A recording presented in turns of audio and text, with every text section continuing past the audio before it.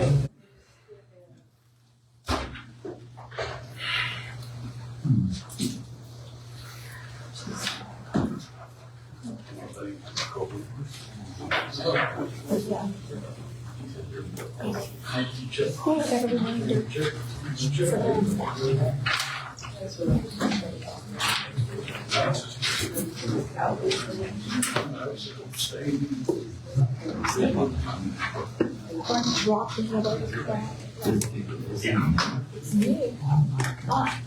haven't this last one. So I'm going to take it off here to make sure that it works. Otherwise, I can move it back here. I would request it. It was long enough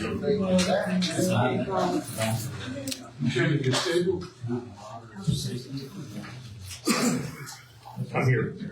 Okay. Let me see this.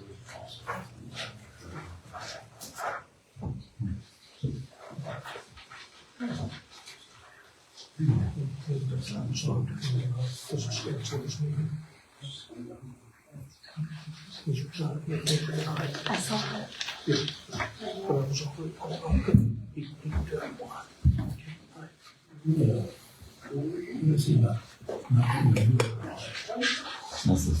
We'll call this meeting to order. This is a regular meeting of the City of Callaway Board of Commissioners. It is Tuesday, August 26th, 2025 at 6 p.m. If you will stand with me, please. Commissioner Pelletier will do the invocation. Commissioner Davis, will you lead us in the pledge, please? Lord, we thank you for allowing us to gather today, and we pray for your guidance on making decisions for our great city and citizens. We thank you for our first responders, and we ask that you bless them and their families. Please keep them safe and let them go home at the end of their shift. We thank you for our citizens and employees that make Callaway a great place to be, and we pray you bless them with peace and success. In Jesus' name we pray. Amen. Amen. I pledge allegiance to the flag of the United States of America and to the republic for which it stands, one nation, under God, indivisible, with liberty and justice for all. Please do a roll call. Commissioner Davis? Here. Commissioner Bowie? Here. Commissioner Pelletier? Here. Commissioner Ayers? Mayor Henderson? Here. Okay, tonight we just have one presentation. It's just a proclamation. Whereas children are Callaway's most valuable resource, and their health is crucial to our country's economic development, continued success, and well-being as a whole. And whereas Northwest Florida reports an average of 50 local children are newly diagnosed with cancer each year, and whereas cancer is the #1 disease killer of children in the United States, yet childhood cancer research is severely underfunded, where only 4% of the National Institute of Health allocates cancer research funding to children, and whereas research in the field of childhood cancer will allow for better treatment options, safe quality therapies, and ultimately a cure for this deadly disease.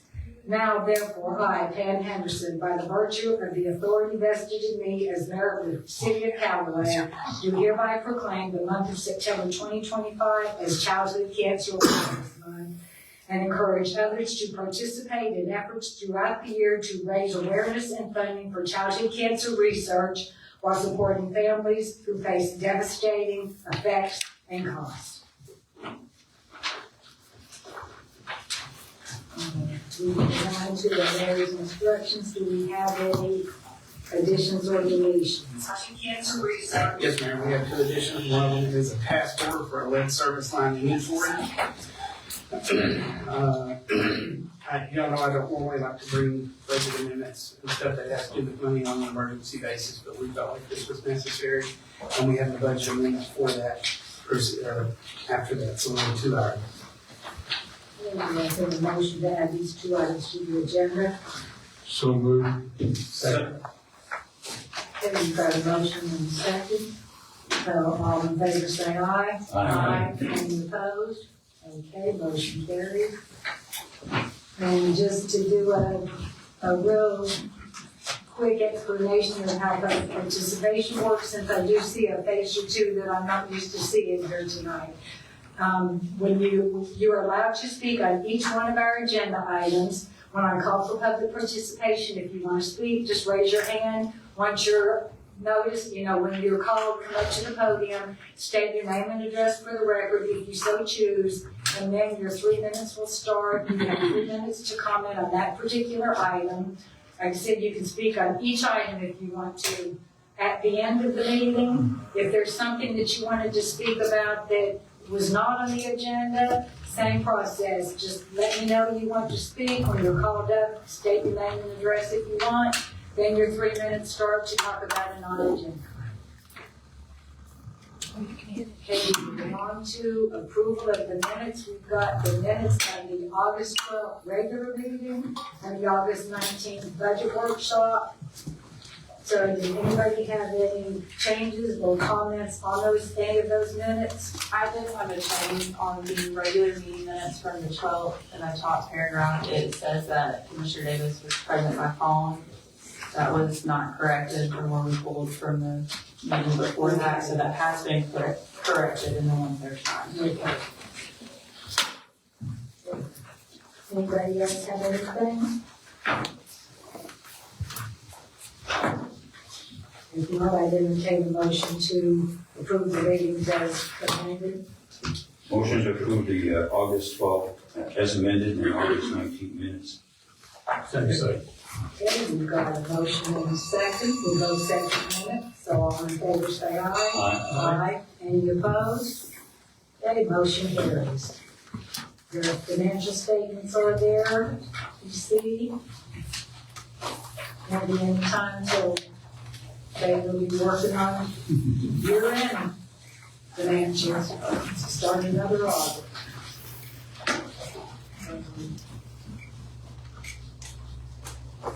Looks like we're in good shape as things stand. So if anybody has questions, I'm sure David would be glad to meet with you and discuss those. Okay, we will go on to our item number 1. These first 2 items are in a public hearing, so we'll open the public hearing. And item number 1, ordinance number 1122, no trucks on certain residential roads, final reading. Your turn. This is ordinance number 1122, an ordinance of the city of Callaway, Florida, amending the city's code related to traffic and motor vehicles, authorizing the commission to prohibit the use of certain streets by certain commercial trucks, providing for exemptions, repealing all ordinances or parts of ordinances in conflict, providing for severability, scrivener's errors, liberal interpretation, modifications, codification, effect on existing terms, and providing for an effective date. And again, this is second reading. And as you know, we do have the accompanying resolution as item 3 to actually identify those roads. Do you want to say anything about this thing? No, there's no change from last time. Anybody have any comment or question? Anyone up here? Anybody in the audience want to comment on this item? Not seeing anybody. I would entertain a motion. Motion to approve ordinance 1122. Second. Okay, we've got a motion and a second. So is there any discussion? If not, City Clerk? Commissioner Davis, Yes. Commissioner Briggs, Yes. Commissioner Pelletier, Yes. Commissioner Ayers, Yes. Mayor Henderson. Yes. Okay, we will go to item number 2. Review of plan development for Fox Glen Phase 2. City Manager? Mr. Fire.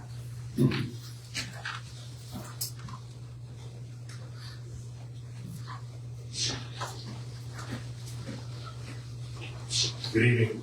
So if you'll remember, this has been going on for quite a while. This would have already been all done, taken care of at one time if we didn't have the enclave issue that we have since taken care of with the county renewal agreement. Basically, they're doing more of the same. It's going to be just what they did in the southern portion, the southern half. The biggest deviation from our land development regulations is the density. The lots will be smaller, not quite as wide as our LDR requires. These are somewhat workforce housing, affordable housing, you could say. They're not tiny, but they're not big. It's for those people who just don't need or want a big yard. I was hoping they would have representation here tonight. They've yet to show up. Most of them are from Jacksonville area, so. Back in April, we approved the actual PD zoning right now. This is just a narrative plan that goes along with it. It follows the same plan is favorable. It does. It's more of the same. It would have all been done at the same time if we didn't have the enclave issue. Anybody have any questions for Mr. Fry? Two questions. What about the playground? They will be held to 5% of open space For for the second half. the second half only, or? Yes, sir. The first half has been, the development was issued and they are building houses. So the 5% will not include the southern portion? Not at this point. Now, they do have some open space with phase one, but there's no room for, like playground equipment. There is a plan for, equipment, et cetera, in the second phase. They have a designated lot. This doesn't approve any construction to begin. The development order process will come next. From what I understand, they're ready to submit civil drawings, et cetera. We'll make sure that they include it in there. According to their documentation, and specifically 3.6 parking in their documentation, they're allowing parking on the street. And that's one of the things that you almost have to talk to the chief about, because they're allowing parking on the street. On one side, if they're allowing it, the other side, they're allowing it. How many units total was it again? We don't know yet, but it's We going to don't be know, about so we 60. get to, So it'll be about 60 more units. 60. I agree with the commissioner. I think we need to look at that, start parking in the street. I don't know if the chief has looked at that too, that we have enough issues as it is now with some of these development, especially down there off of 22 towards 98. I don't know how far trucks get in here. Well, we were looking at this on the southern portion. We were actually, one of the holdups was that they had 18-foot streets, and they actually changed that to 20, if you recall. Mm-hmm. So this is showing is 20 wide, but they say due to the 20 wide pavement, there will be room for street parking, but no double parking should be permitted. Interesting statement. They're talking about double parking, individual property, parking two right together, or they're called out across the street. Right. Common sense would tell you not to do. But not everyone has common sense. But we also have an ordinance that the ordinance does not prohibit, is that city manager, parking in the streets? Correct. Our ordinance does not prohibit people parking in the street. It also has one in the garage, one in the driveway, and then there's room in the street. So they're not counting on it. It doesn't seem like they're counting on it in the street on 3 cars per house. I know some homes in Callaway that, Well, on my street, we got 6 of them. yeah, sure. We know more than that. I have several, but they're not parked in the street. So I don't know how you would enforce that if our ordinance doesn't prohibit it. Well, I'm somewhat cynical anyway, but very honestly, Chief, we got racks on the front of our vehicles. And we got vehicles that are capable of pushing, very honestly, park in the street. They got a fire. Our fire department's gonna take care of that, I guess. with my permission. Just push them out of the way. And that's the case on every street, isn't it?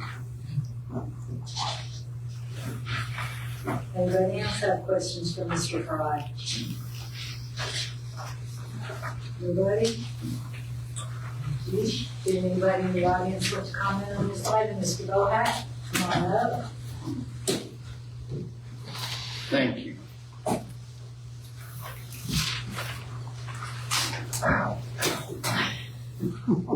Oh, You okay? yeah, I had a surgery on my ear. That's probably a problem with glass. You are right, Commissioner Griggs, in asking those questions, sir. We need to And walk I'm this gonna down. add to the, yeah. Paul Bohack, 7010 Mike Lane. In addition to the parking, if you noticed on the drawing, the architectural drawing, they show enough space to park in the garage and then one car outside the garage. But there's virtually no place to park a boat or an RV anywhere on the property since it's only 40 feet wide. Now, 40 feet wide is barely enough room to move. And does have some room out the back, but you can't get to the back depending on how wide the building is itself. 800 square feet living space is not very big. The presumption is this is designed for working people, but it's targeting Tyndalls. And I doubt very seriously you're gonna have a lot of Tyndall folks who are gonna be sitting at home twiddling their thumbs. They're gonna want to be out and about, and they're gonna be using recreational equipment of some sort or another. Second issue I would raise is there is no reference to the location relative to school zones or bus routes. I have a problem with that because that has an impact on traffic and traffic congestion, especially in that area. Those two issues, I think, need to be addressed as part of any further consideration and or discussion on the expansion of this particular development, because it will have an impact on people living in the immediate surrounding areas. And that's something that needs to be considered before any further discussion ensues. Thank you. Will the roads be addressed with the development or not? So, The road issues that he's talking about. Bill? When will we address the road issues, the development work? Yes. Will be during the developer process. Also, that's within the 2 mile limit, so there'd be no school buses Well, for Callaway Elementary, to Callaway Elementary. there could be for other schools. However, we are concerned that here again, Fox is very narrow, and we've already discussed that, the sidewalks. So, actually, is there any way that sidewalks can be paid for in any of these? We've never done that before, the requirement. That'd be hard to. Well, I'm just bringing it up because very honestly, kids from there are not gonna be picked up. Right, They're, I know. they're gonna be walking down the road. That's some future lot plans. Should have been the right way. Wow. again, middle school. Middle school students living there and high school students. I can't have you, Ms. Bohack, I can't have you talking from the audience. But busing from the high schools, Right, to. exactly, having buses from other schools. Did you want to speak, Deputy McKenzie? Yes, please.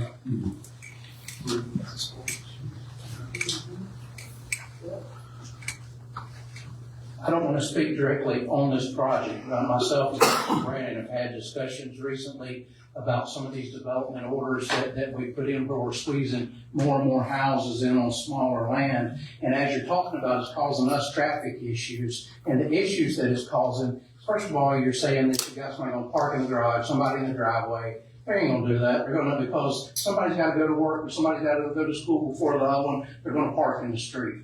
The issues is causing the neighbors that they don't want to park in front of their house. They want to park in front of somebody else's house, and those people don't want to park in there, and it causes us neighbor disputes. And then we have these people parking there, and some of them will just abandon their car there for several days. Well, then we have to post it, and we've got 48 hours before we can go back and move it, because you can't leave it in the same spot over a 48-hour period. There's a lot of rules of parking on the street where if you're in the county, we don't have that issue because we have no parking on the street. I understand that the city used to just worry about the neighborhoods like Jan and over there in those neighborhoods there where the streets were plenty wide. But now we're working down to where they want to give you the smallest possible streets in the neighborhood for people to get by. And whenever they park on the curb, they don't want to get up close enough to the curb. And it does pose a hazard where people can't get around with their vehicle, and an emergency vehicle coming from other direction can't get through at the same time. We have multiple issues with this parking thing. If they're gonna provide parking on the property, they ought to have a double wide driveway, and they ought to have a garage on there big enough if you're gonna shrink the property down. But they're wanting to make the most money they can off these pieces of property. Not just talking about this particular piece, but we wanted to, Captain Brandon asked me to bring it to your attention so you could consider this development and future developments, because it's really causing us a great issue. And some of these places is constantly in there trying to get these vehicles towed because these people are leaving them on the right of way, not just when you say you can park on the right of way, that doesn't always mean just on the pavement. They'll pull up on somebody's grass, and that vehicle will sit there for I don't know how long, and you'll have weeds growing up all around it. And then they don't want to cut the grass underneath where the car's at. And so then people start calling us when this car's been abandoned. Then we have to post it, and we have to spend our resources dealing with these parking issues that could have been just created by sticking to the original plan to begin with. The reason it was developed so that you only put so many houses and so on any particular street. We're all for people growing the community and putting in there and people making money. The problem is that it leaves you with problems to deal with afterwards, and you don't particularly see them, but you represent us in this situation. And so what we're asking you to do is consider what you're doing, considering that the people aren't going to be respectful. They should have common sense, but no, they don't. They don't have the common sense to park in decency, to park in front of their street. They park up on grass in front of somebody else's house because it's between telephone poles, and then we've got issues. Sometimes it might be better just not to park on the right of way whatsoever, but I know you've got an issue now where you've allowed it, and then which was appropriate at the time, and now it would cause some people some issues trying to go back and fix it. But allowing further development that's causing those issues in those neighborhoods, we would like you to consider maybe not doing that. It's totally up to you, but we wanted to express to you the problems that we're having and the problems that it's causing for law enforcement. I know the fire department, if they get a fire, they can just push the car out. That's not a good answer.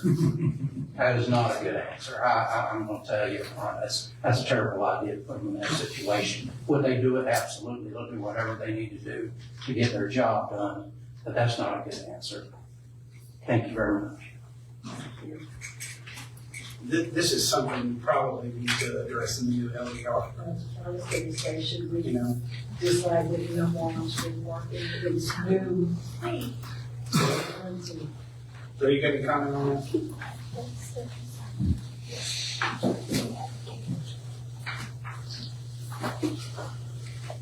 Kevin, could we just adopt the PD with the caveat they're not allowed to park on the street for the subdivision?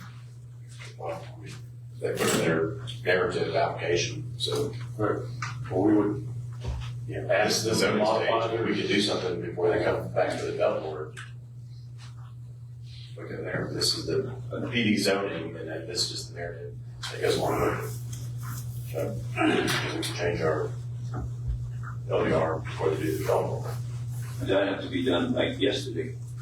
That's what we apply for their development board. I think they're ready. That's the issue. This thing was actually, when they pretty much all designed at the same time. Yeah, that's their issue. This is all done as one project. We made them split. Made them split up because of that enclave issue. Well, the first thing here of getting that out there. This, you're gonna have a problem. They drive down to other parts of the city where we're not enforcing. Or phase one of this same neighborhood. Right, yeah, we're not enforcing phase one. I don't know if there's any, I haven't been down there. They're just now under construction. Okay. Infrastructure. So I don't want to argue for them, but I think their intent was to keep the parking on the driveway and the garage, but they were just being realistic that occasionally there's going to be some parking on the street, just like any other neighborhood. I don't think it's their design to park on the street. Yep.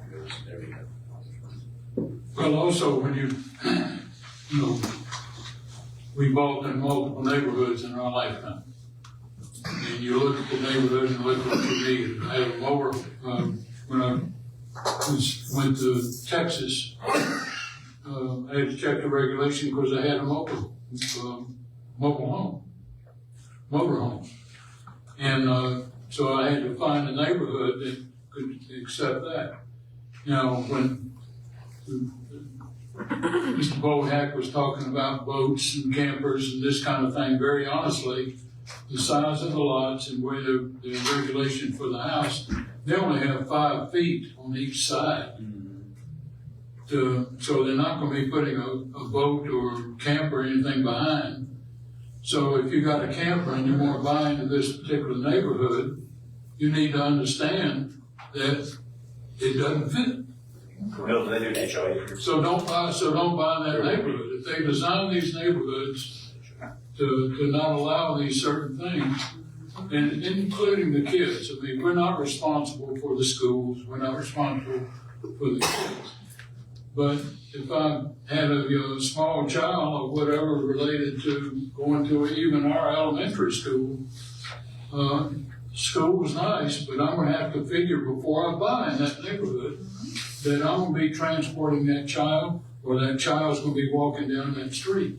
So, you know, we can't tell the parents what to do. But if I was a parent, I wouldn't be buying in that neighborhood. So, you know, with those situations.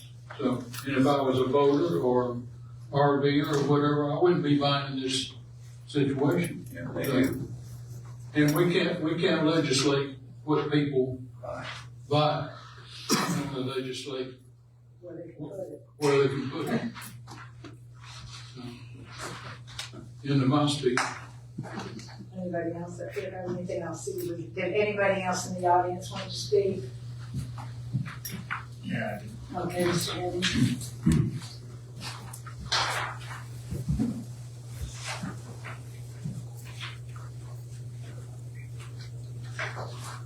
Don Hennings, 431 Fanning Pass. I'll approve phase one. Phase two is not very much different than phase one.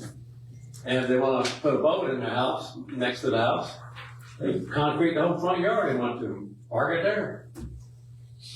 You know, I mean, nothing to stop them from park on the grass, you know.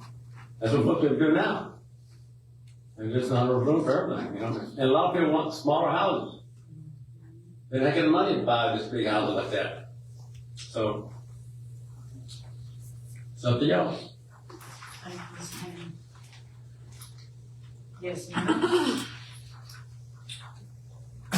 Pelletier 7724 Shadow Bay Drive.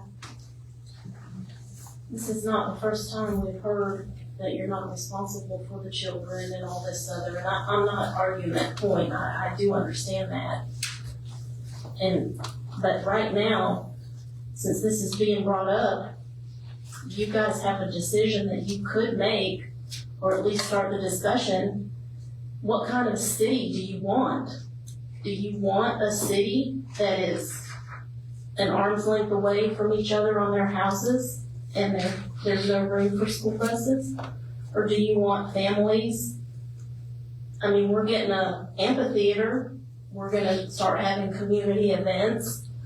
I think this is a good starting point to start really thinking, going forward with the city of Callaway and Tyndall growing, what kind of city do you want to have?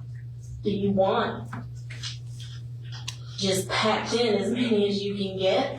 Or do you want families and kids and a thriving community? Because what's happening with this development, and look, whatever y'all decide is, that's up to you. I don't have a dog in this fight, I'm not moving over there. But it's a good starting point to have the discussion of, okay, what kind of city do we want Callaway to be going forward? Just a thought. Ms. Shatner?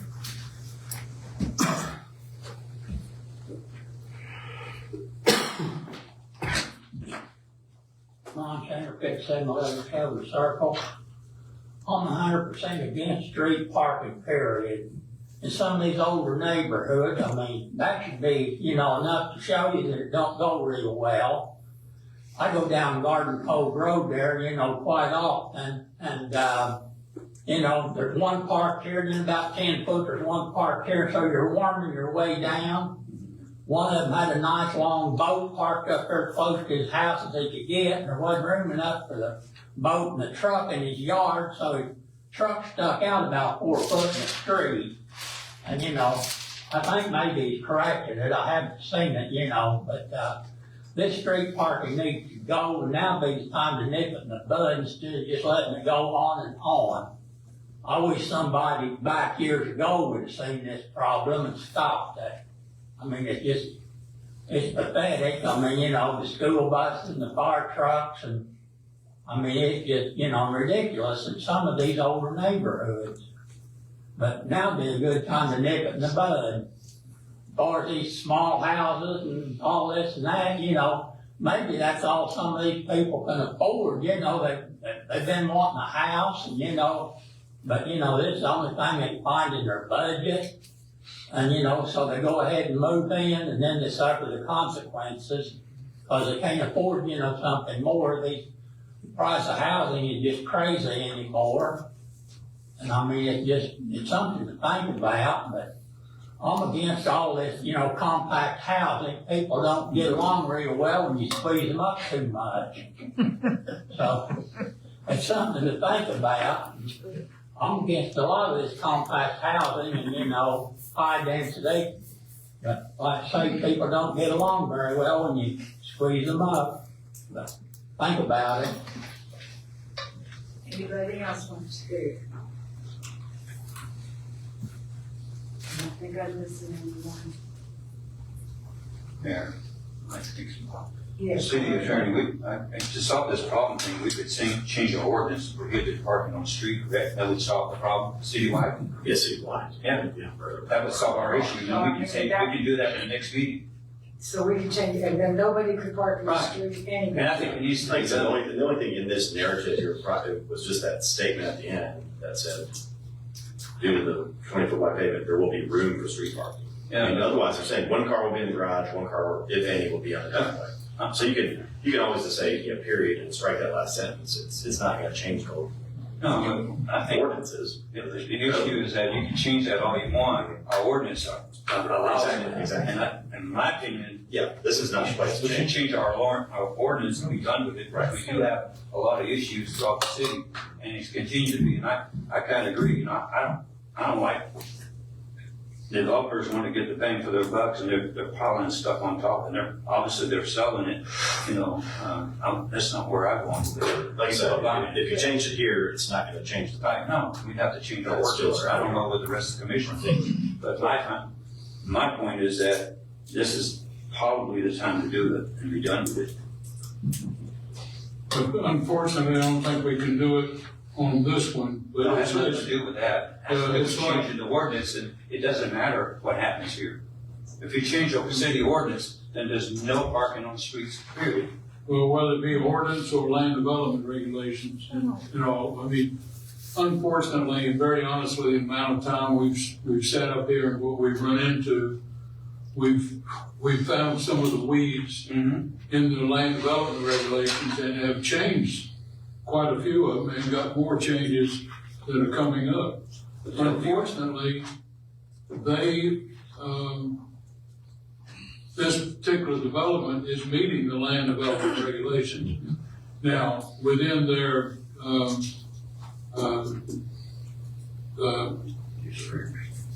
deed restrictions and other within their development there, they can fine tune these things and actually, but they're saying in here they're allowing parking. You know, if we have an ordinance to disallow it, then they can't do it, period. So why wait for the LDR? Just change the ordinance. If we change the LDR, that just goes forward, right? That Right. just changed it going forward. Right. If you change the ordinance, that's gonna do away with it Period. in all the neighborhoods where they are used to Right. parking in the streets. Because I agree, you know, we shouldn't expect the fire department to run a car over, put a fire out. No. And it's getting worse and worse as we go. And, you know, it's enough I don't like them parking in, you know, there's not a sidewalk in Shadow Bay that you don't have 10 cars on. You know, which, you know, you gotta walk around the cars all the time. So our sidewalks are taken. And in my opinion, you know, we should change the ordinance period now, and it doesn't matter what's in here. Did you want to say yes? Yeah.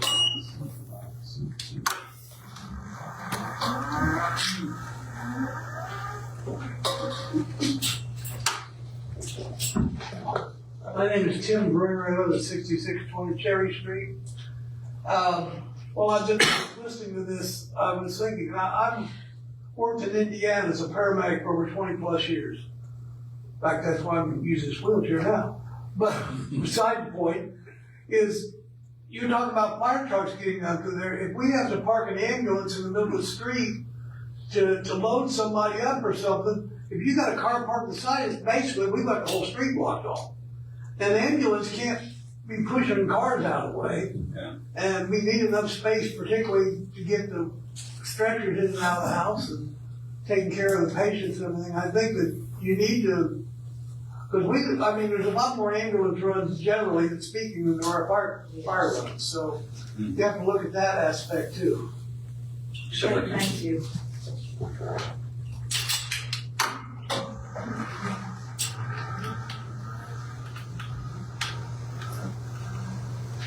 What's your question? Pass it. Well, I mean, yeah, we can. Yes, I would say we're gonna pass this tonight, but I think we should bring the ordinance back. And change the ordinance on parking on the street, that's my opinion. Yeah, I really don't see us stopping this, but we can go forward. And would stop us by changing the ordinance. Yeah. Yeah. And it wouldn't matter what's in here. So we can deal with this one tonight and then we can deal with the other issue. Next meeting. So, would somebody like, Mr. Augusta.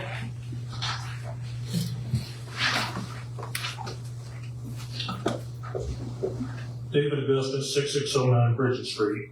Hearing all the views and hearing what Deputy McKenzie said, what Mr. Griggs said, and what Mr. Shaner said, I think Mr. Pelletier has the right idea of, I think it's not just a middle ground idea, but I think it's something that just needs to be addressed in the whole city about doing away with parking on the streets. I can understand temporarily parking on the street if you're there for like a few minutes, but you can't be there all day, especially if a first responder has to get through.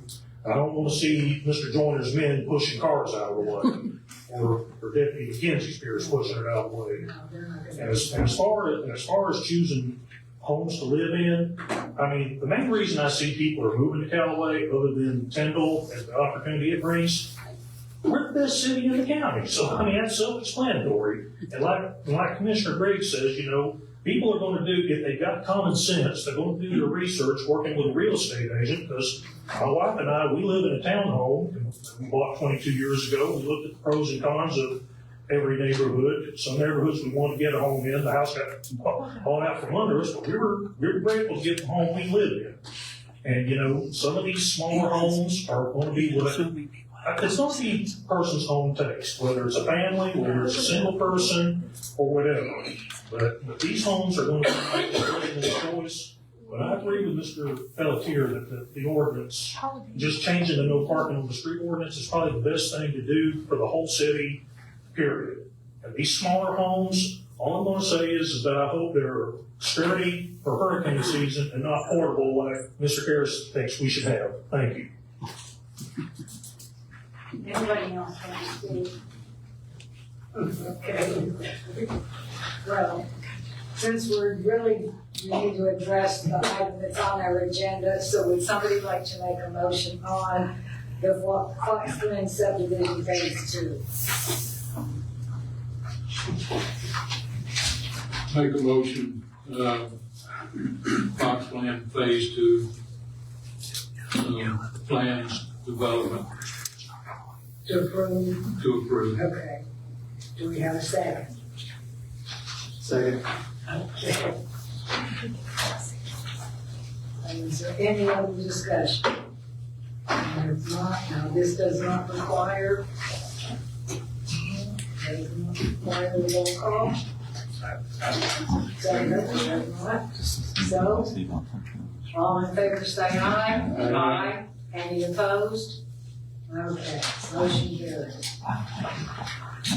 Okay, that will close the public hearing. And we will go on to our regular agenda.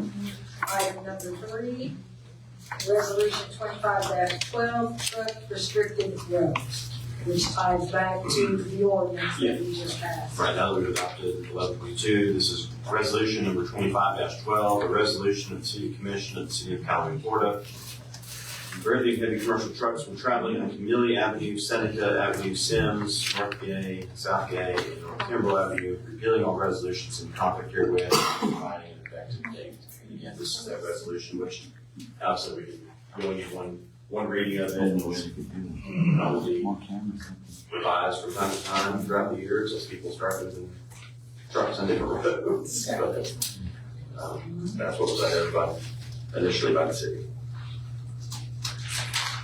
Anyone up here have any comment or question about anything? I know we talked about this at length in an earlier meeting, so. Did anybody in the audience want to comment on this? Yes, sir?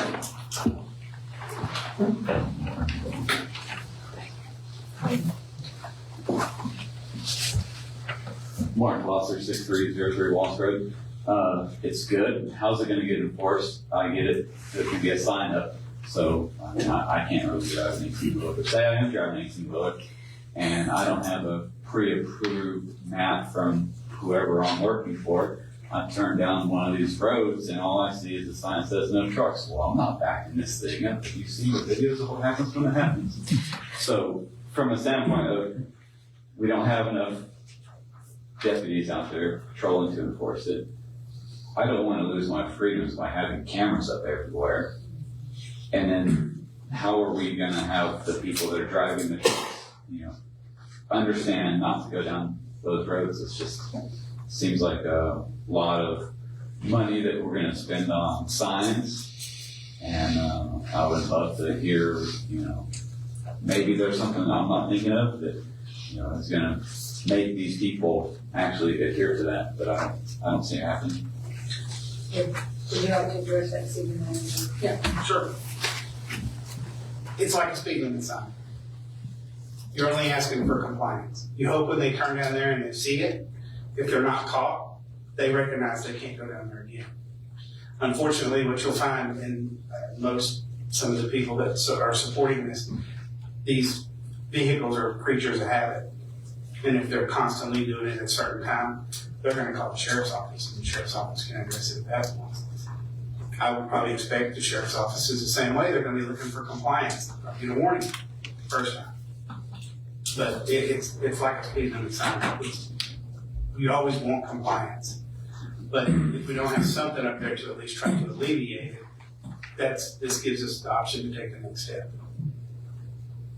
Not good answer. City manager, since we know where the problems are we gonna send a letter to those businesses on our new policy?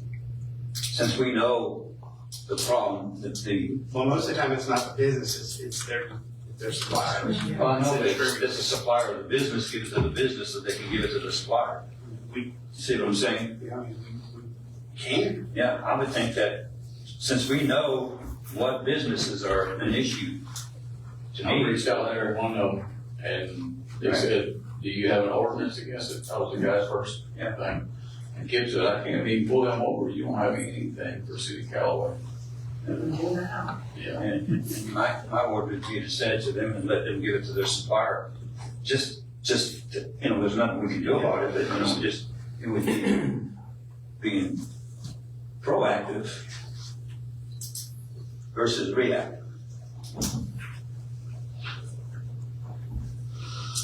Okay, So, John, well. We have Yeah, you passed the word. you passed the word. They put the signs up. No, I'm talking about the resolution. Yeah, we haven't picked the streets yet, but. Yes, Mr. Jackson, I haven't actually asked the question yet. Oh, sorry. No, that's okay, go ahead.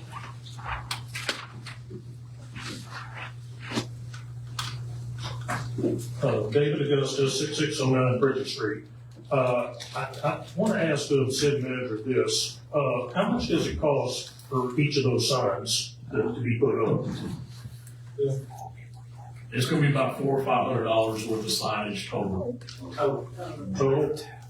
Well, I know y'all are in the process of finalizing the city budget, but would it be possible to maybe buy another sign to put on the corner of each? Like, I can tell you for a fact, Seneca, I understand. I've driven on Seneca a few times myself, and I can see how dangerous it is for an 18-wheeler to be going down that road.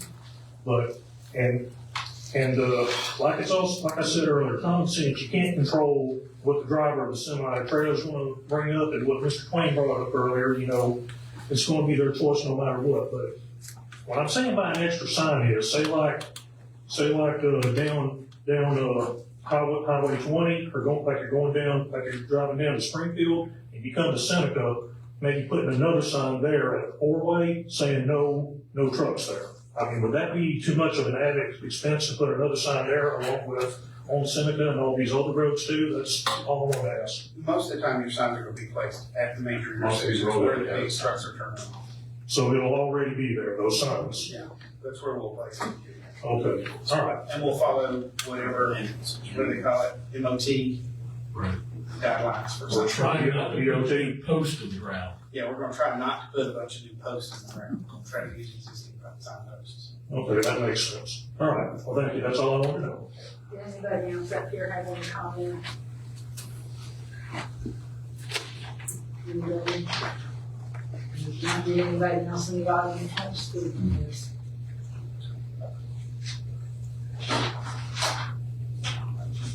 Okay, would somebody like to make a motion? Motion to approve resolution 2512, truck restricted roads. Second. Okay, we have a motion and a second. Is there any other discussion? Okay, if not, city clerk. Commissioner Briggs, Yes. Commissioner Pelletier, Yes. Commissioner Ayers, Yes, ma'am. Commissioner Davis, Yes. Mayor Henderson. Yes. Okay, we go on to item 4. Discussion stormwater fee. City manager. This came up from our budget workshops concerning the need for a master stormwater study. So basically during the budget workshop, the fee for stormwater was discussed. The city is in need of a master stormwater study. The study currently has over $500,000 in restricted funds for stormwater. We have been doing a majority of our projects in-house, or we've been using grant funds. The cost of a master stormwater study will be approximately $300,000 for the entire city and all of its stormwater basins. To fund the study completely with just 1 year's revenue, the cost would be over $4 per resident. This would also include our current budget of $100,000 a year for internal projects and needs during the year related to stormwater. In an effort to keep taxpayer costs at a minimum, staff recommends using restricted funds to cover the cost of the master study and keep the stormwater fee at $1. The study will identify our future needs by priority, and we can address them in future years' budgets. And basically, adding $1 to the stormwater fee generates about $105,000 annually.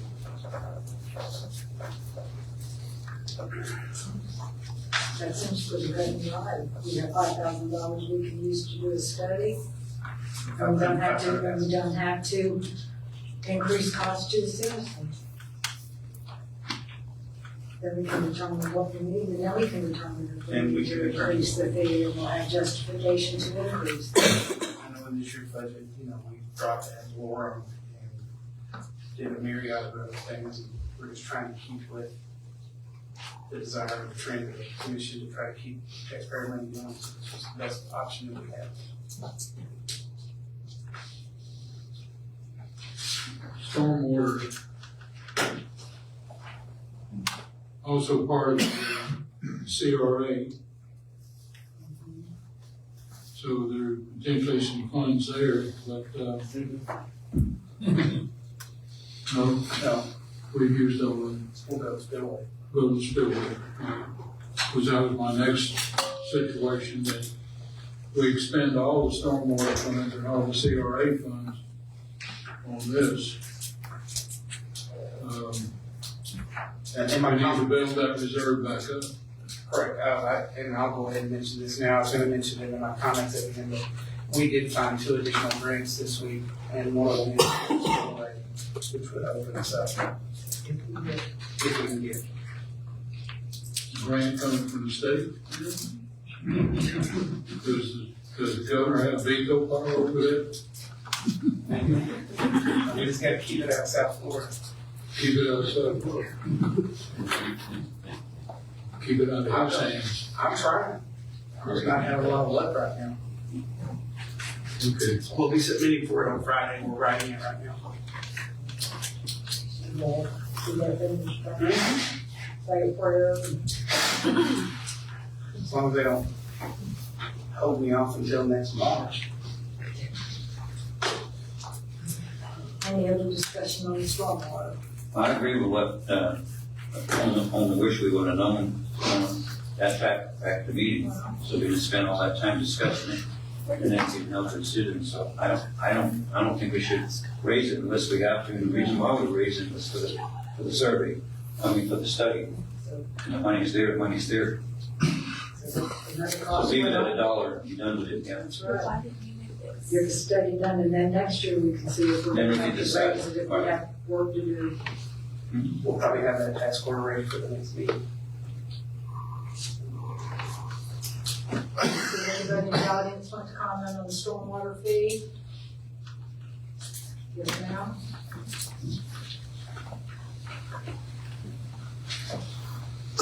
Teresa Langston, 6031 Lane Street.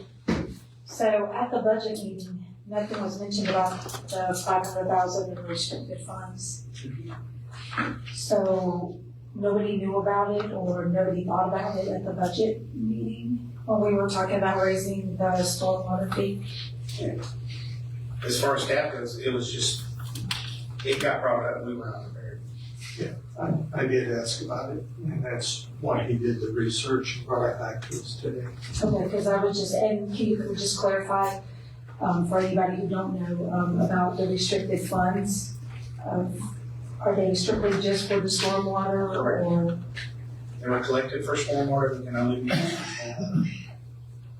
Okay, because I mean, I thought it was my understanding that he had spent everything that we had collected for the stormwater as we collected. That's what was said at the meeting. That was what was said at the meeting. Well, we also use it for matching money and everything else. If we can expand $1, we'll expand it to 10 if we can with grant funds. And we've been very successful with our grants. You can look at the Jam Drive project, the Beat project, all of those were stormwater grants. And, when the finance director went through and we were really diving deep after that meeting into where we were, we just weren't prepared for it at the meeting to be able to answer those questions. And we were told at the meeting, do an evaluation, tell us what it would cost, what we need to do. We went through, we did the evaluations. We don't feel like we should increase taxpayer money because we do have money there that's in restricted funds to use. And I agree. I'd rather you not raise the funds. Agreed. But I was just worried, wondering about, where they come from all of a sudden when, at the budget meeting, nobody had mentioned it, so. Yeah. Thank you. I just wasn't aware of the budget fund. Anybody else wants to speak on stormwater? Did you want to say? Yeah, just to bring up, and this goes back a few years, but when we did the study, the stormwater, this was before we actually added the dollar in there, and the study justified the dollar being collected. So, this study, may give us more insight as to whether or not we do need additional dollars. But at least we, instead of us shooting from the hip, we at least have a study like we did years ago to justify whatever that stormwater fee may or may not be. City manager, the stormwater study is gonna be 3 to 4 years. On the average, stormwater study. No, we'll be done less than a year for sure. Yeah. It also helps us with grants in the future if we have our stormwater.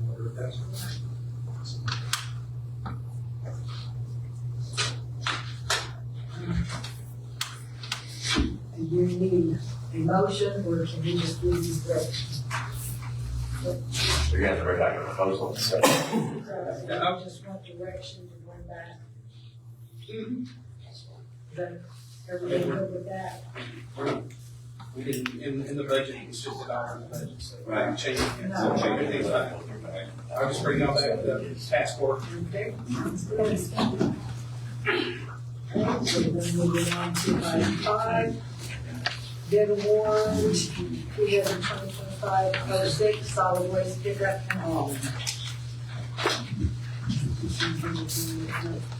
City manager. Staff issued an invitation to bid on Tuesday, July 29th, 2025, with closing date of Tuesday, August 12th. 3 bids were received as follows from Coastal Lake Pro and Express Disposal and Recycling. Express Disposal did not submit the state of Florida business license nor a current county license. They submitted the business tax application for the city of Callaway. Research could not confirm a state of Florida business license. Their bid was removed from consideration. The city currently charges $13 per month for solid waste pickup. This includes all operations, maintenance, administrative, and future capital planning. An analysis of our operations shows that we spend approximately $9.36 per residence for operations. Our prior rate for solid waste in 2024 was $9.97, and we added $3.03 for capital expansion. Should we decide to use an outside vendor, we will still have to maintain at least 1 truck and 1 employee in the department. 1 truck must also remain state certified for tire disposal.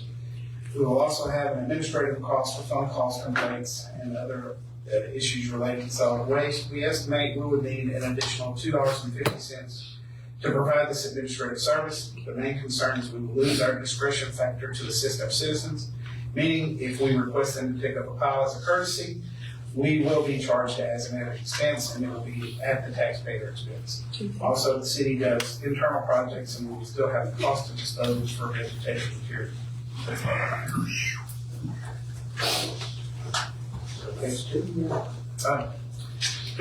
Please note, if the city moves to a private vendor, it will be difficult to bring back into the city to provide the service. By Florida state statute, we would have penalties to pay private providers to remove this service from them, like it is plain we investigate single providers for trash services. So because of these, staff does not recommend moving to a private provider, but we will serve at the pleasure of this commission.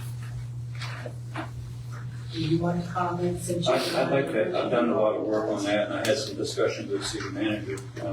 First thing I asked him, where's this administrative cost coming all of a sudden? We've already got it in the current $13. So I did some calculations, and we have currently right now 7,365 accounts. Assuming we go with that 1050 contract, the balance between the 1050 and the 13 is $2.50. Multiply that by 7,365, gives you $18,000 and some change a month, $220,000 a year. So how much administrative cost do we need if we have the extra money to start off with? Of course, the issue would be if we keep the truck and the employee in solid waste, that money would have to go to that particular person in that vehicle because solid waste is an enterprise fund. But I was kind of perplexed when I saw additional administrative costs. we don't have, the administrative costs we have now are covered in the $13. So I asked the city manager before the meeting, where's the extra cost coming from? And so, I'd like for him to answer that, but 220,000, almost 221,000 per year, over and above, after we pay the vendor the $10.50, we are gonna keep $221,000. So how many administrative costs is that? So it's pretty easy to do the math, take the $10.50, the 73.65 accounts, multiply it, and then come up with a total. So in my mind, I also discussed with the city manager, we've had 2 major accidents with these trucks. I don't know about you all, but I'm tired of being called about holes in the streets, when they pick up. We've got so many holes that need to be filled now. I know in my neighborhood, I don't know about the rest of y'all's neighborhood. What do you mean by holes in the street? Well, when they pick up with the claw, on not the streets, but the lawn. Do you think an outside vendor is gonna fix that? I don't know. I We don't know that. I doubt it. Don't know that. We didn't have any problems doing Hurricane Michael. They could pick up I don't think anybody really cared what they were picking up about Hurricane Michael. There was so much, there wasn't grass underneath the mess. Well, in my mind is that, again, we don't know the vendors, what are they doing in Parker, but, Springfield privatized it. And they have problems with them there? We've gone through 3 different contracts. Yeah, but right now we're using the Waste Pro, right? Yeah, maybe on the waste for now. We're on our 3rd one, and it was Just a for, nightmare. well, I thought that was for them to pick up everything. No, this is solid waste. It's just, No, they privatized garbage. Springfield had their own garbage. Right. It was garbage. It was garbage. So, Well, garbage and solid waste. yeah, It was both. It was everything. so Waste Pro's picking up everything. There. They just Yeah, have it started to- with waste management, and it went to a different Yeah, company. but So it's- we're on our 3rd one. It's not like they can pick their individual company for just their household garbage and then have Waste Pro. No, it was So all Waste Pro does provided by the city, everything. and the city privatized. Well, You say they're on their 3rd? Yep. So it's got a nightmare road on it. well, and then, what happens if we go with Waste Pro and then it doesn't work out right? They quit. Or get bought out. Or then where does that leave us, And I have some concerns, we have 5 employees in solid waste. What do we do if we keep one person in one truck? What happens to those other 4 employees? well, we already talked about that, they're gonna be absorbed, there's plenty of vacancies in the city. Yeah, but are they trained, they move into those, we had talked about that, could they transition, laterally? We will, unfortunately, Kevin, you might be able to, I can't reduce their salaries. I can offer them an open position, but then you're gonna end up with people that are untrained that are gonna be overpaid for the rest of the department. So the drivers for the trucks are Class A license, Class A is a Class A is a Class A, they can drive a dump truck, correct? They can drive any vehicle in the city. And we also need drivers, if I understand you right, that we talked over over the years. We do. So I don't think personnel is the issue. The issue here is that, that we want to go forward with it. I have a problem with this administrative cost when we end up with $220,000 a year extra, what we're collecting versus what we're paying out. So that's not an excuse in my mind. It's pretty simple math, taking that figure that you fix and multiply by the total amount of the accounts. Now Does that include keeping the treasurer employee in that 220? Yes. Yeah, No, that would cover. That would cover it and then some, I doubt it would cost us $240,000 to keep that one employee, the truck's already been bought. Maybe that, And then every time we add another account, that's another $250, so you got about 1,000 homes here that are gonna come up in this area. I know this, I saw the numbers for 7,300, is that that does not include irrigation meters? No, that's just solid waste. That's just Just accounts. Just a solid waste. I specifically asked for accounts only. Okay. I'm getting very specific in my requests. You know, another thing that concerns me, what do we do about all these illegal piles? Well, you're gonna have that extra truck, okay? So, I mean, we're gonna be picking, so that's gonna be a cost, because we're gonna have to be disposing of whatever we're picking up. It's no different than what we're doing now. No, but right now, So what's the we're difference? collecting the $13, we're not gonna be, I mean, Then that's I'm what- just saying that $250, that's gonna help cover those costs. $220,000 a year is gonna cover more than what you ever think. You know, the salary of that particular individual, that's over, and then the maintenance of that vehicle. Because you already have the vehicle. We're already talking about buying another vehicle and, this year, and another person in that department. And at the end of the day, you know, I told the city manager in Shadow Bay itself, I can't count, I don't have time to go through all the roads of the city. In Shadow Bay itself, you got approximately 198 homes. The average pickup for the week, average stop is 10. 198. Well, but, okay, but So the look at vendor's making money here. But I'm gonna say, look at it this way, if you have only 10 out of 198, right now we're collecting the $13 from the whole 198.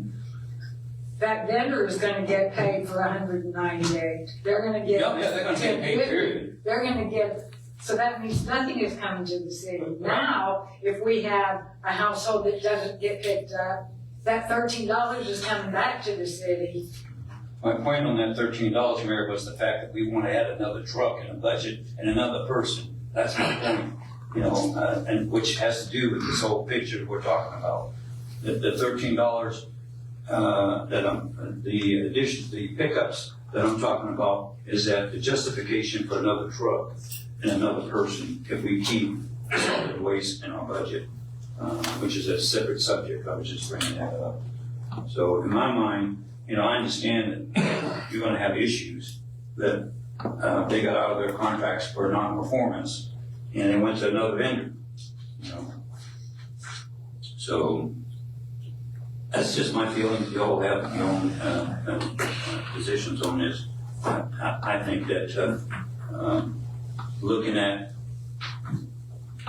the requirements, that we have, 221,000 extra doesn't justify an additional 250 in raising the fees. It's just up there. I don't know how the staff came up with that. Makes no sense to me, accounting wise, zero. And I'd like to know how the additional administrative cost, where it comes from, because we already have all that. Mr. Schultz, you want to jump in here or something? I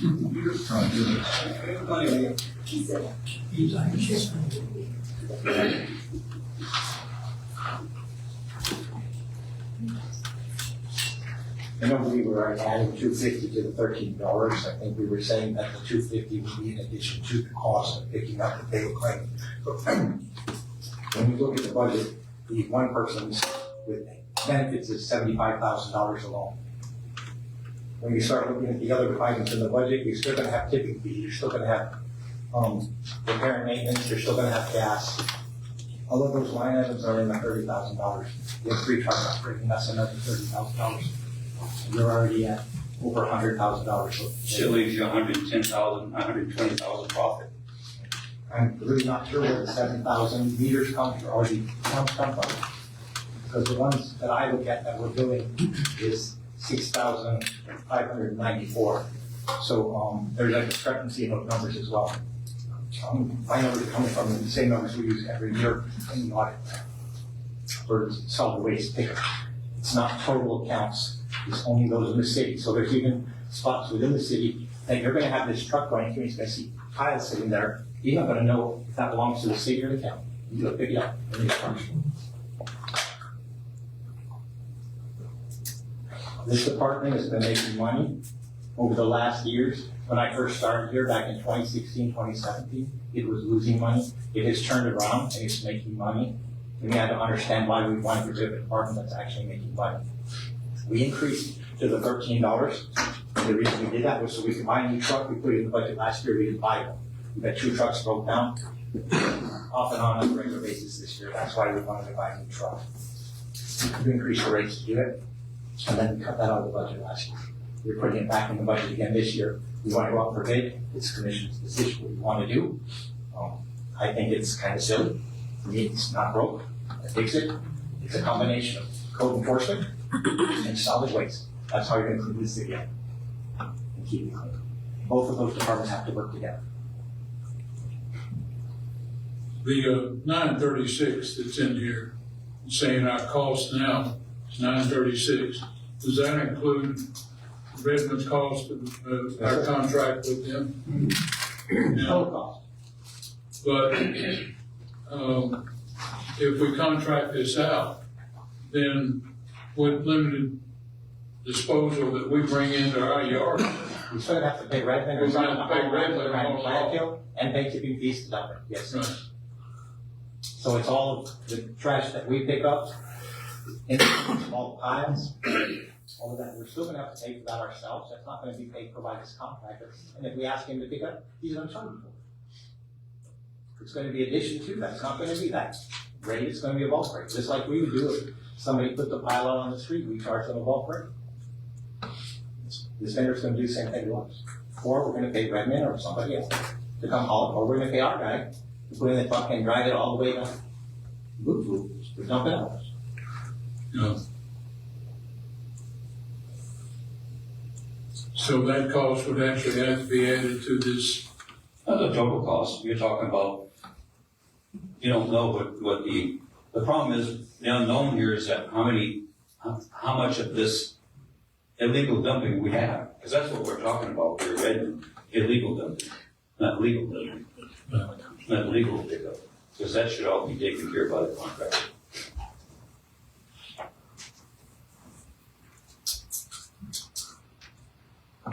Well, once again, every time we bring up solid waste, we're not picking up everything like we used to. And most of us that have been here 20 to 25 years or whatever, they picked up a lot more than what they're picking up now. Well, this solid waste was bid off our policy. Our policy currently matches the other policy. So there's not gonna be, that's the number one complaint of our citizens.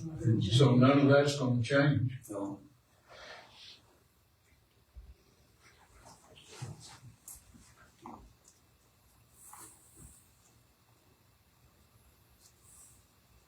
And we start adding in these to the 1050. We're actually gonna be more than what we're doing now. well, I think if you're gonna get to $220,000 with one truck and one person a year, you're really overthinking that. In my mind. Then that means that we got so much illegal dumping out here. We got cameras that we've never put up. We spent all this money on cameras. I don't know if they're out there or not. That, you know, if they're not out there, they need to be out there. You're not going to catch them all to start off with, because we have illegal dumping because of our policy. You know, maybe we need to look at changing our policy versus, because people are going to leave the pallets and all these other things because of and construction material because of our policy. I don't know, back in my day and back in Mayor's day, we didn't have a lot of that illegal dumping because we picked everything up. But the cost is gonna have to go up pretty dramatically if we're gonna start picking up everything. Well, I know that we were running 60,000 in the hole every year. Now we're making money. Okay. But having an additional truck, again, that's a different issue itself. But that's not, you all have no vote. Would anybody in the audience like to comment on this? This is the last one.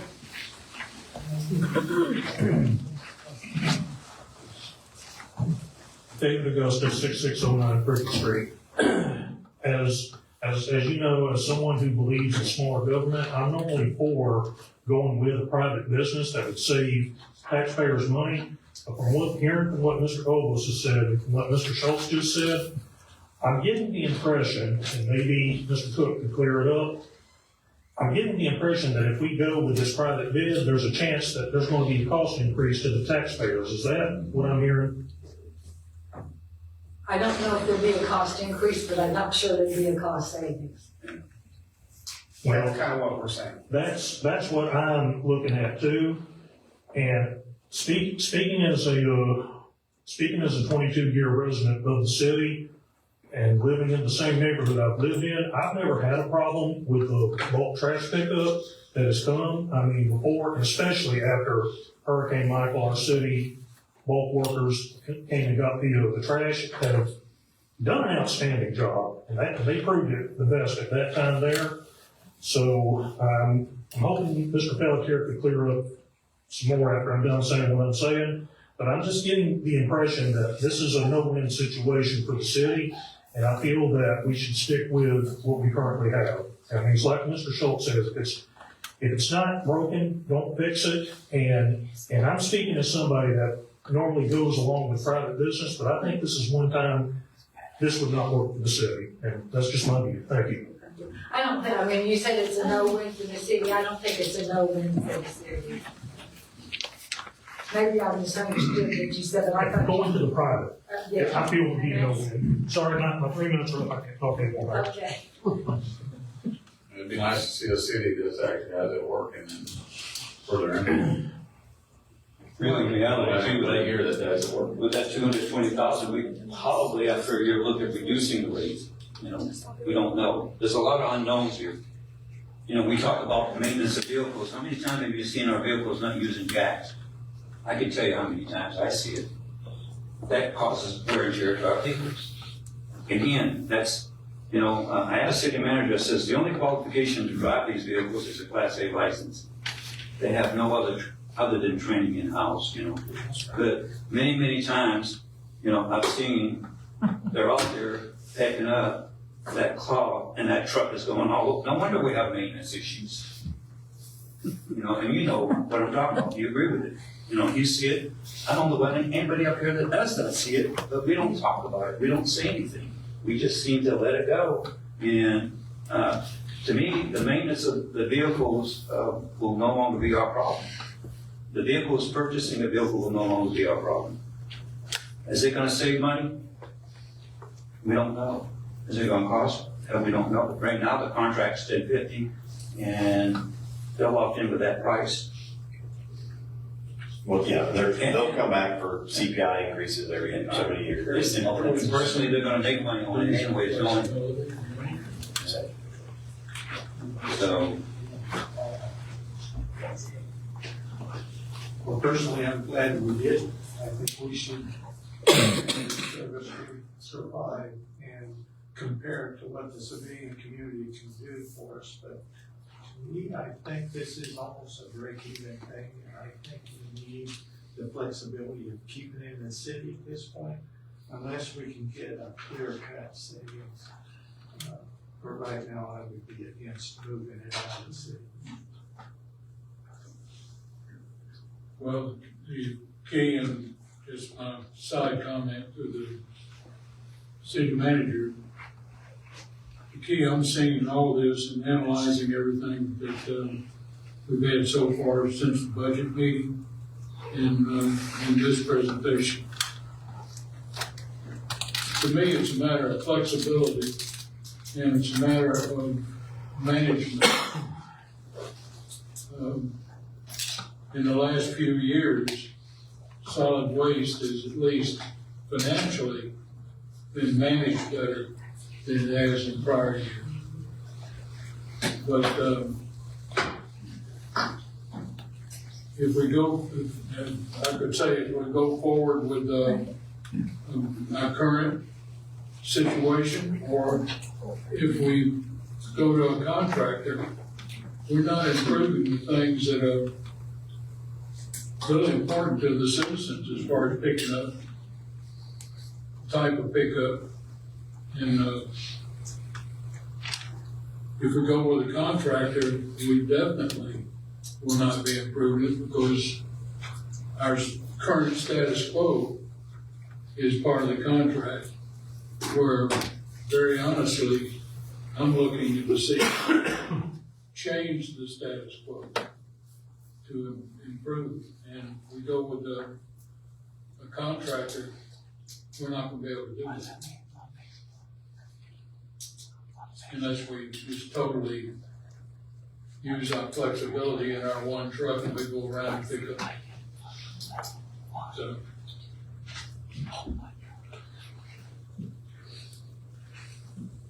Very honestly, I'm against going with the contractor. I mean, does that fall under an extra code enforcement?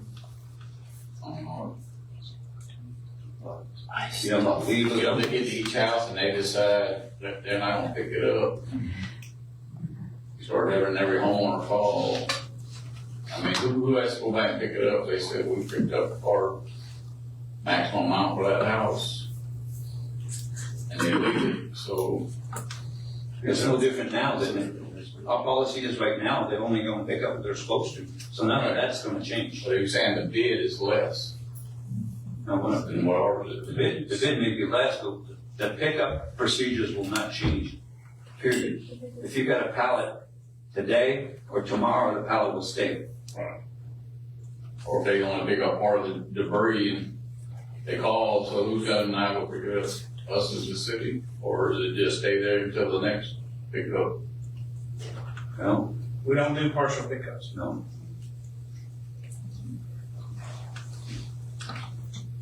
No, if it's an excess pile, they just wouldn't pick any up, right? They would notice that it's an excess pile and they'd have to pay that. They're not gonna pick up a part and leave the excess, just like we don't.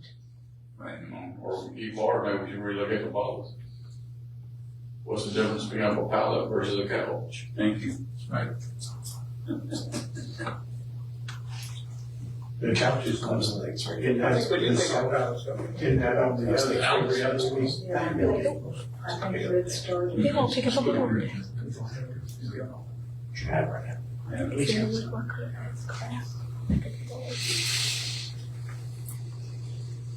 Do anybody else in the audience, like Mr. Hanley?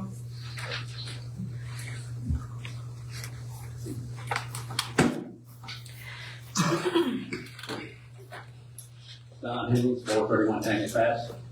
I'm gonna get some contractor because we got a problem with it. And we need to tweak our reg a little better. So we pick some of this stuff up that people laying out there. It's not as bad as it was before. I mean, it was bad after the hurricane, but a lot of people ain't doing it. They're already done their home already. They don't have too much stuff. Laying around the home stuff. Contractors doing it. They just pick it up. It's just gotta have a problem with it. And I think it should leave it like it is and tweak the reg a little bit so they pick this stuff up. I'm Mitch Shaner here. He said he's got a tolerant out there, sit there for 3 months, or he might pick it up, you know? We have somebody go around and look at these things, and I got one on Betty Louise. Trash picked up over there, pallets, wood, and all that stuff there. It's been there for a month now. You know, the code enforcement's gotta do something about it, or somebody. And the code enforcement's gonna do it with a contractor? No. Contractor says, that's not my contractor, that's not my contract, so don't have to pick it up. We're not doing it now. What are you talking about? Better than that, right? They need to look at the reg and see if it does a little bit better thing on it, okay? Thank you. Thank you. Anybody else? Yes, sir?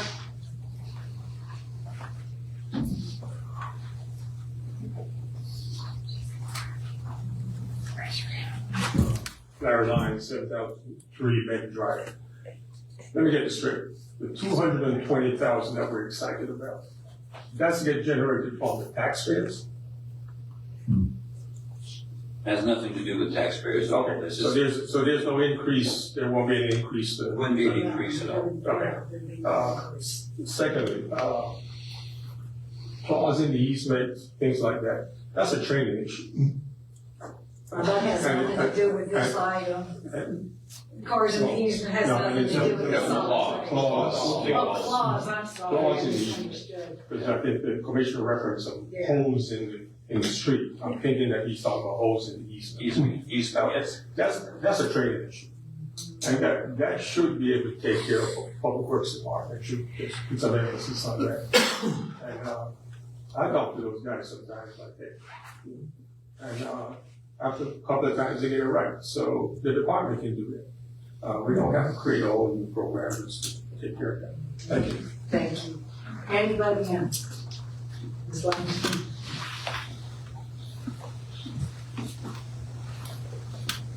Teresa Langston, 6031 Lincoln Street. I don't think it matters if we keep it within the city or, have a vendor do it. Unless the city gets proactive about the illegal dumping, it's not gonna stop the illegal dumping. I mean, putting up a sign that says, oh, we have cameras, don't dump here, doesn't work. I mean, it's just a sign. I mean, I know I've had issues with it on my property, somebody dumping stuff. And I know my neighbor refuses to put stuff out in front of his house. He'll put it on the side, somebody's side yard across the street and stuff. And then next thing you know, there's a sign that says, oh, we have cameras. And, well, if you had cameras, you'd already caught them by now.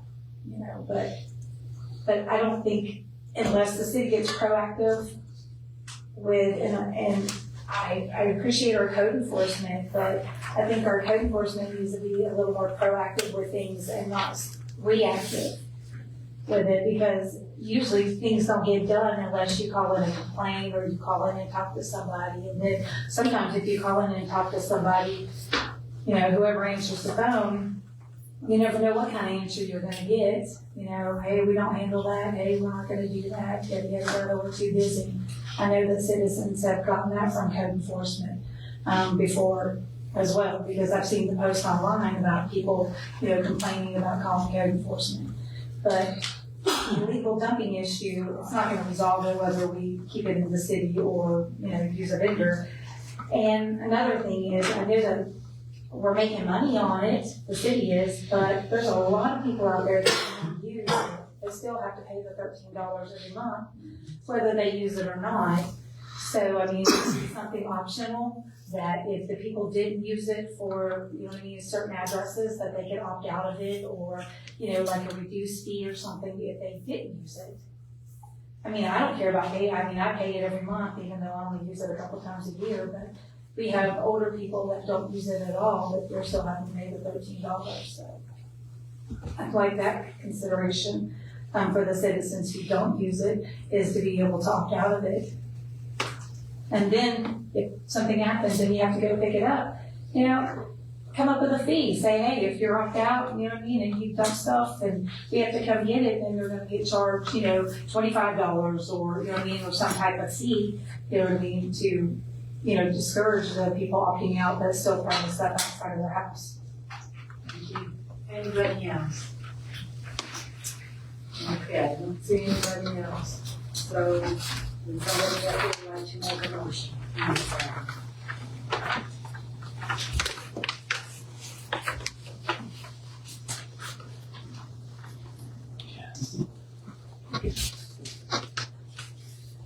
Well, the situation is this.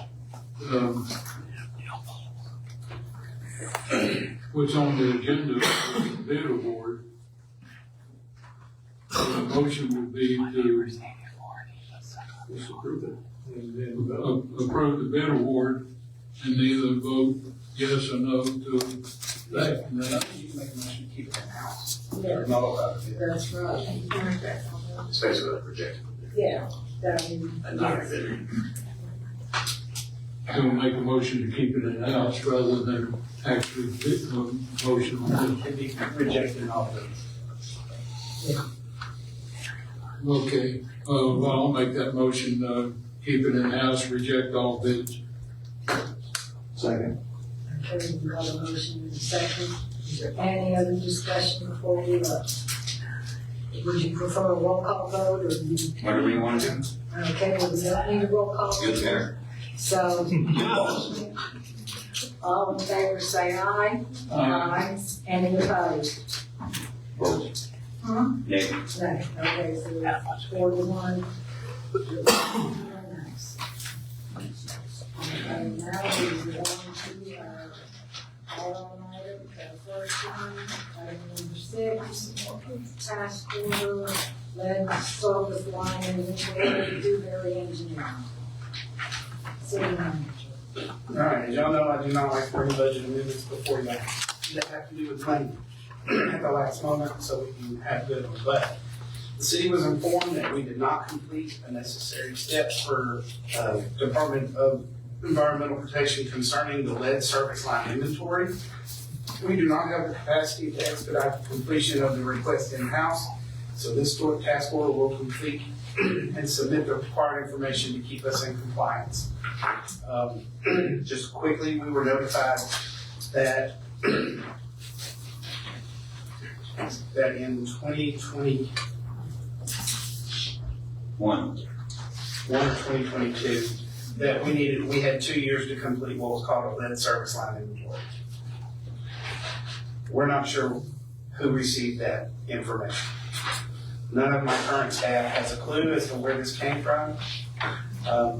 We received a letter in the mail several weeks ago that said, you haven't done it, and we want to talk to you about it. Bill was not aware of it. Our current utility supervisor, he had never seen anything about it since he's been here. We're kind of scurrying trying to figure out where the breakdown was in all of this. We do know that all of Bay County has completed this. Like I said, I can only sit here and just say, we didn't know until about 3 weeks ago, so we quickly did some internal evaluations, and we spoke with the county. They had used Dewberry. Dewberry is one of our engineers under our continuing contracts. We did have a meeting with DEP concerning this. We had a Zoom call meeting where we talked to them. They basically, their number one to get into compliance. We came up with a plan. Our plan is very expedited.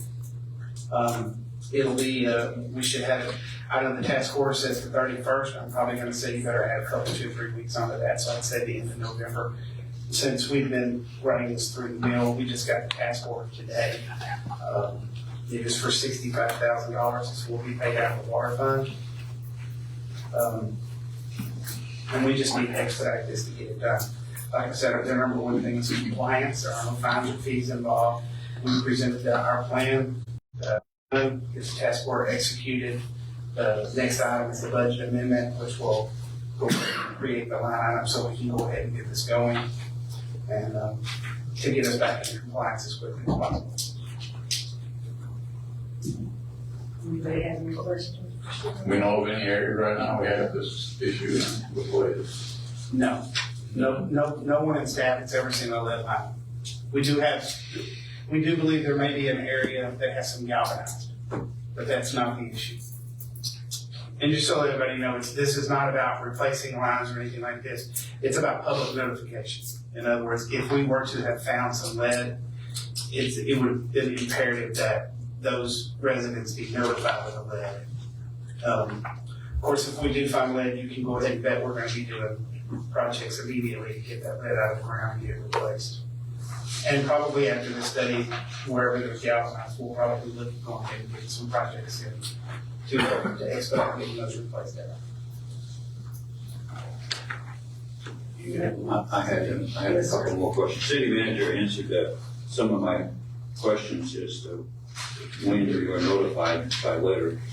One, if we update our list, the DOT, when do we do a letter? For DOT or DOT? DEC. They reached out on a broad-based spectrum, and what we did was I just submitted to them just as, we already get lots of stuff from DEP. That's why I don't understand why I haven't been getting any emails on this. Right. But we did go through, my email is a generic email. It's city manager at City of Callaway. That way, no matter who's sitting in my chair, they will receive emails. Unfortunately, most of all the other emails in the city are person specific except for the mayors. We did go ahead and put the mayors on there because hers is mayor at City of Callaway. So no matter who's sitting in that seat, they will receive notifications like this in the future. So it's been done already, right? Yes. So we don't have to go into staff anymore. There are some individual staff members that are still on the list, like our utility supervisor needs to be one of them, and our public works director needs to be one of them. But unfortunately, they use a first initial, last name in the emails. But we do have the two generics that will take care of everything. And we don't know how the problem happened, we don't know what happened, but we'll take steps to modify it so that it doesn't happen in the future. And then we're gonna rectify the situation as quickly as possible. And we're not unique at this. I think you mentioned that over 500 cities. But everybody that county's done. Yeah, we were told that there's over 500 cities that are falling behind, and that's why they were very clear in saying they were after compliance. They're not looking to, will they fine? Yes. Will they fine? Then we hit it.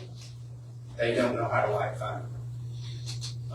But we're not in any sort of danger because we have a great plan for taking care of the situation. Did you get your questions addressed? Anybody else have, Mr. Bridge, you would like to Yeah, ask? well, I had a question when I was going over this at home and going through it, line by line. But my major question was, this also requires them to identify the property owner, the homeowner's vulnerability on this. I was trying to look it up, but is that true? Because, a lot of, particularly in Callaway, we got a lot of older homes. Mine was one until I took out all the galvanized and everything in it.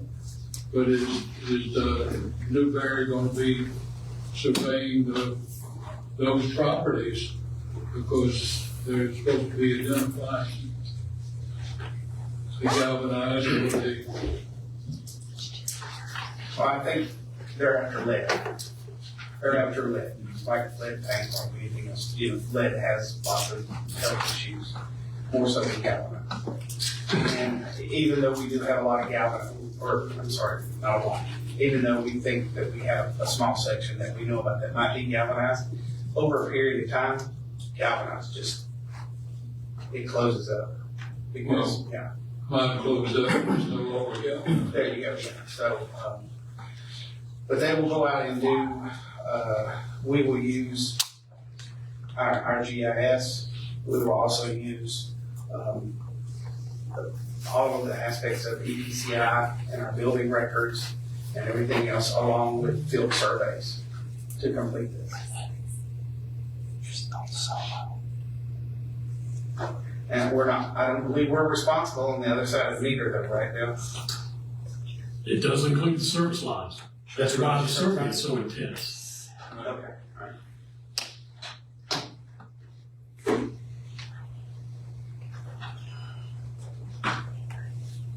Thank you for clarifying.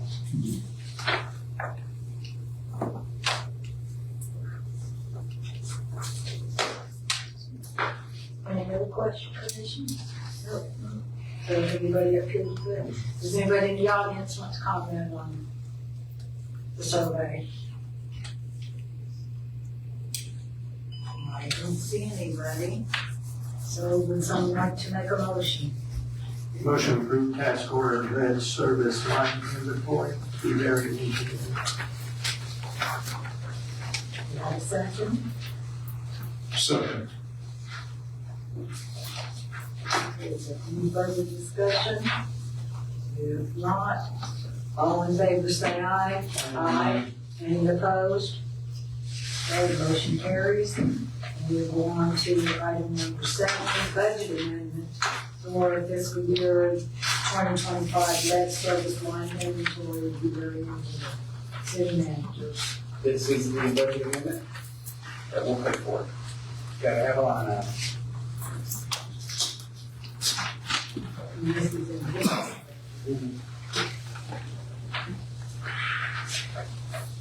Looks like we're in the majority. Yes.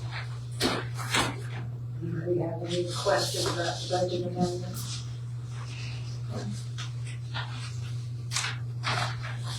This is our current budget. Dennis, comment here. Anybody in the audience with comment on the budget amendment? Not seeing anybody, we just need a motion, gentlemen. Motion to approve budget amendment for FY 2025 lead service line inventory, Dewberry Engineering. Second. And you've got a motion in a second. Is there any other discussion? If not, all in favor say aye. Aye. Any opposed? Okay, motion carries.